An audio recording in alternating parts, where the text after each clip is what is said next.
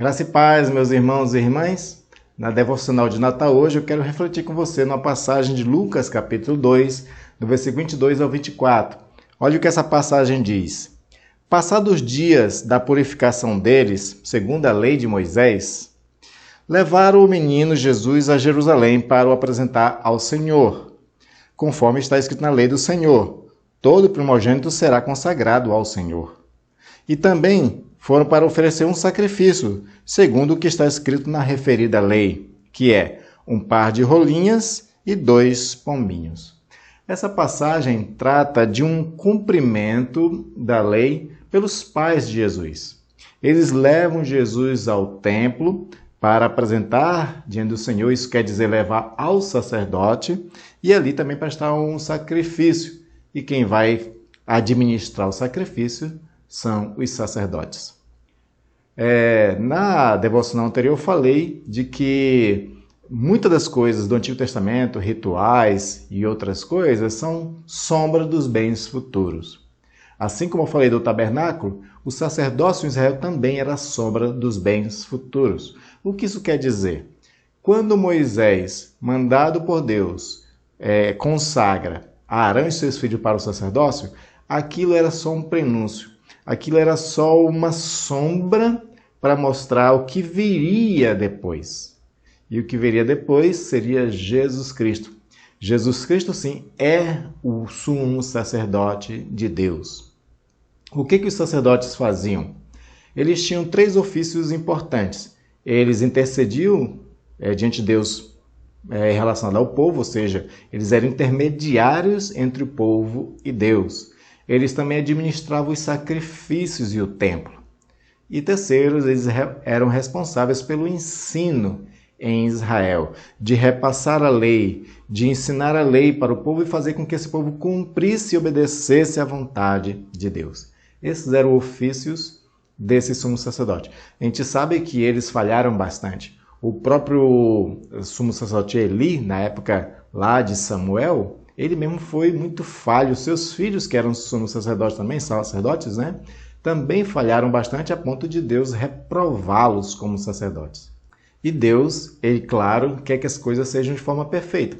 Sabendo que o homem não vai fazer de forma perfeita, então ele coloca sobre o próprio filho esse ministério, esse ofício de sumo sacerdote. É o que o autor de Hebreus precisa explicar aos seus leitores, de que Jesus era um sumo sacerdote. Ele vai trabalhar vários capítulos para explicar isso. E a explicação dele é simples.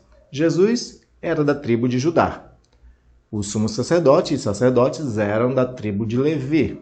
Como então Jesus poderia ser um sumo sacerdote? Aí ele faz lembrar aos seus leitores de um texto do Salmo 110, em que é um salmo messiânico. E lá no finalzinho do salmo, Deus promete dar um sumo sacerdote segundo a ordem de Melquisedeque. A referência a Melquisedeque, citada no Salmo e pelo autor de Provérbios, é sobre aquele Melquisedeque lá de Gênesis.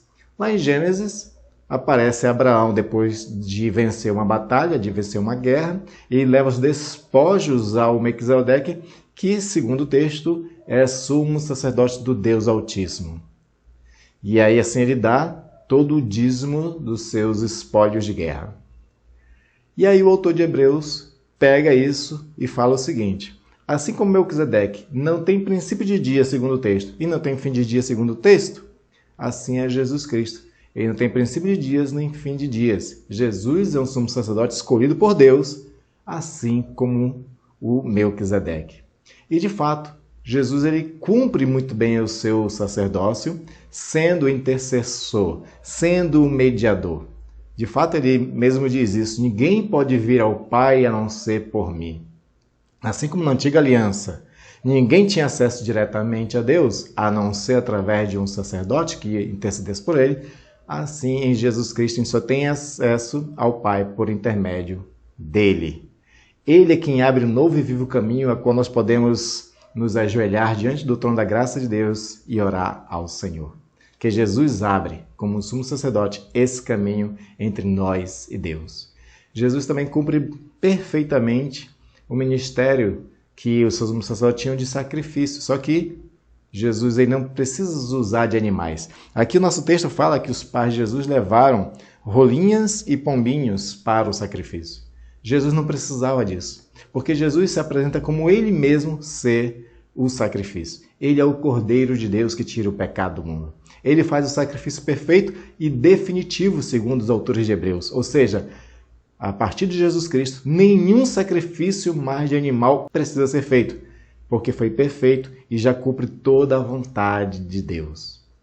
Jesus é o sumo sacerdote de uma nova aliança no seu sangue, cumprindo bem esse ponto do sumo sacerdócio. E o terceiro ofício do sumo sacerdote é o ensino, de ensinar ao povo a vontade de Deus, fazer o povo viver pela vontade de Deus. E Jesus ensinou perfeitamente a vontade de Deus para nós. Ele ensinou e viveu perfeitamente a vontade de Deus para que aqueles que viram Jesus pudessem ver como é cumprir a vontade de Deus. E Jesus cumpriu toda a lei. Ele ensinou a lei. Inclusive, ele deu a interpretação perfeita da lei. Porque você vai para o Sermão da Montanha, o que você vê ali? Ele relendo a antiga aliança, a lei, e interpretando como Deus realmente espera que vivamos.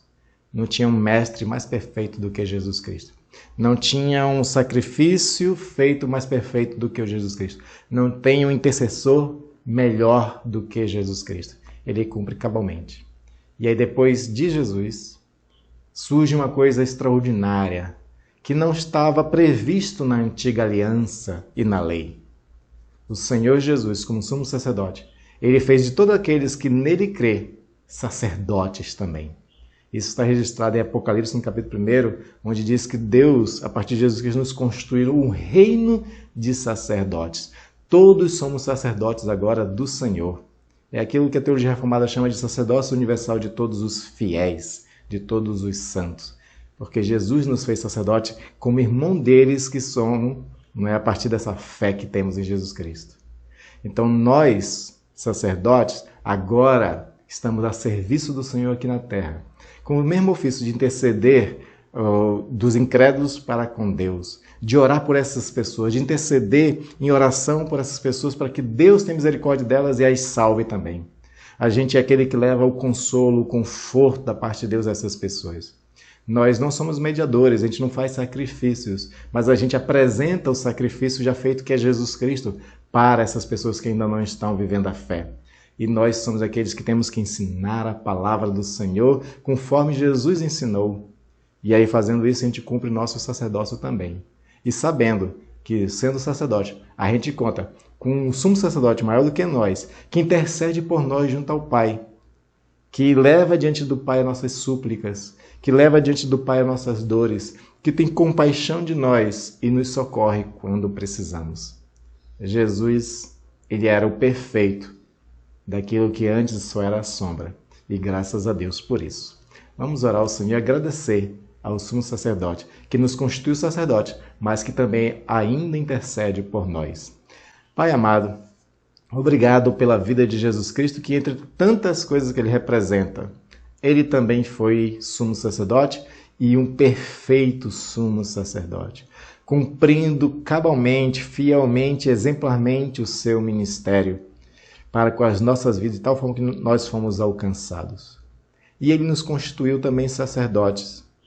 E nós pedimos a tua graça, a graça que concede através do Espírito Santo, para que a gente cumpra também nosso ofício aqui de fazer parte do ministério da reconciliação, como o apóstolo Paulo diz, de interceder diante de ti pelo povo que ainda não foi alcançado, e de ser consolo, de ter palavra de sabedoria, ter palavra de ensino para essas pessoas aprenderem o que o Senhor quer de cada uma delas.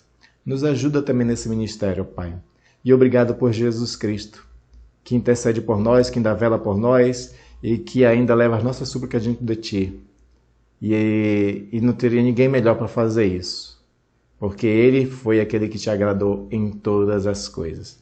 Obrigado, Pai, em nome de Jesus. Amém. Graças a Deus que temos um sumo sacerdote no céu que intercede por nós.